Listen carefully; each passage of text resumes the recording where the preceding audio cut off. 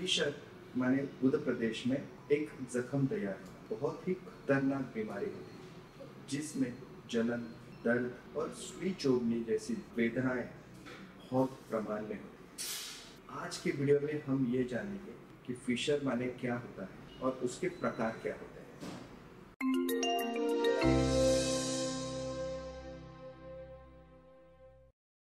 Fisher Uttar Pradesh में या शौच की जगह में एक प्रकार की जख्म तैयार होना, उसको फिशर कहते हैं। इसके प्रमुख लक्षण होते हैं शौच करते समय चुभन जैसा दर्द होना, शौच करते समय और शौच करने के बाद में बहुत देर तक जलन रहना और भयंकर वेदना मतलब दर्द है। शौच के साथ में या फिर शौच के बाद में ब्लीडिंग होना मतलब संडास को लग के खून आना, ये भी लक्षण हमको दिखाई देता है। सबसे प्रमुख है ये फिशर होता क्या है और होता क्यों है। दोस्तों, हम सब जानते हैं कि आजकल का जो लाइफस्टाइल है ये टोटल अलग तरीके का है। लोग दिन में सोते हैं और रात में काम करते हैं। जो खाने का समय बताया गया है वो समय में लोग खाते नहीं हैं। पहले का खाना पचता नहीं है और दूसरा खाना लोग तुरंत खा लेते हैं। ऐसी बहुत सारी चीज़ें हम दिखाई देते हैं। कोई भी पदार्थ जो हम खाते हैं वो रसायनों से खाली नहीं होता है। हर एक व्यक्ति के दिन के खाने में पैकेट फूड मतलब केमिकल युक्त खाना जरूर आता है। ऐसे बहुत सारे रीजन हम देखते हैं कि जिसके कारण कॉन्स्टिपेशन होता है, इनडाइजेशन की तकलीफ होती है, शरीर में ऊष्मा बढ़ती है। जब भी ये कारणों से शरीर में हीट बढ़ती है, कॉन्स्टिपेशन होता है, तो शौच को तकलीफ होना ही होना है। शौच हल्का सा कड़क होता है या फिर शौच को जोर देना पड़ता है और इसी के कारण जो गुदा भाग में मसल्स रहते हैं, एक्चुअली ये गुदा भाग की जो मसल्स मांसपेशियां रहती है ये बहुत ही नाजुक रहती है। जब भी इसको कोई ट्रोमा होता है मतलब हार्ड मोशन के कारण, कड़क शौच के कारण इसको एक ट्रोमा होता है, एक इंजरी होती है, उसके कारण वहाँ पे एक जख्म तैयार होती है और उनको बार बार कॉन्स्टिपेशन होता है, हार्ड मोशन होती है और वो उस पर ध्यान नहीं देता है तो ये फिशर में कन्वर्ट होता है। इसको हम एक्यूट फिशर बोलते हैं। ज़्यादातर 4 से 6 हफ्ते 4 to 6 वीक्स जब भी फिशर रहता है तो उसको एक्यूट फिशर ऐसे माना जाता है, जिसमें एक्यूट फिशर में भयंकर वेदना रहती है, बहुत पेन रहता है शौच करते समय और शौच के बाद में कम ज़्यादा प्रमाण में ब्लीडिंग होता है मतलब खून आता है। शौच करते समय और शौच के बाद में जलन मतलब बर्निंग सेंसेशन बहुत देर तक रहता है।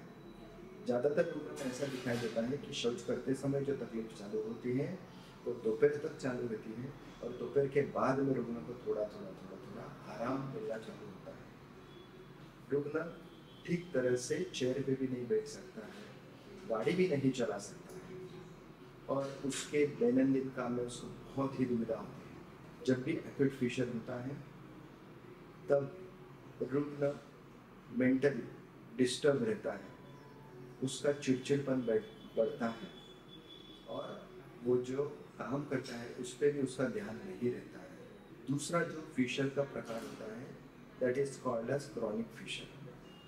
मतलब क्या कि जब भी एक्यूट फिशर 4 to 6 वीक के ऊपर बना हुआ रहता है, कम नहीं होता है, तो उसको बोलते हैं क्रॉनिक फिशर।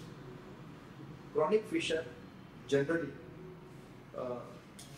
बहुत वेदना नहीं देता है, बहुत दर्द नहीं देता है और क्रॉनिक फिशर की एक खासियत होती है कि ये आपको रोज तकलीफ नहीं देता है। सब जो आज तकलीफ होती है जैसे जलन होना, दर्द होना, खून आना, चुभन होना, तो 2-3 दिन बाद वो नॉर्मल हो जाती है। बाद में जब भी आपका कुछ अपत्य होता है, कुछ खाने में गड़बड़ी होती है या फिर हीट बढ़ती है तो वो वापस तकलीफ होती है। मतलब ये बंद चालू होने वाली तकलीफ क्रॉनिक फिशर में दिखाई देती है। कुछ लोगों में कुछ दिनों तक ये तकलीफ रहती है और कुछ दिनों तक बंद रहती है और पेशेंट को बाद में कुछ दिनों तक बहुत ही कंफर्टेबल फील होता है, दर्द वगैरह कुछ नहीं रहता।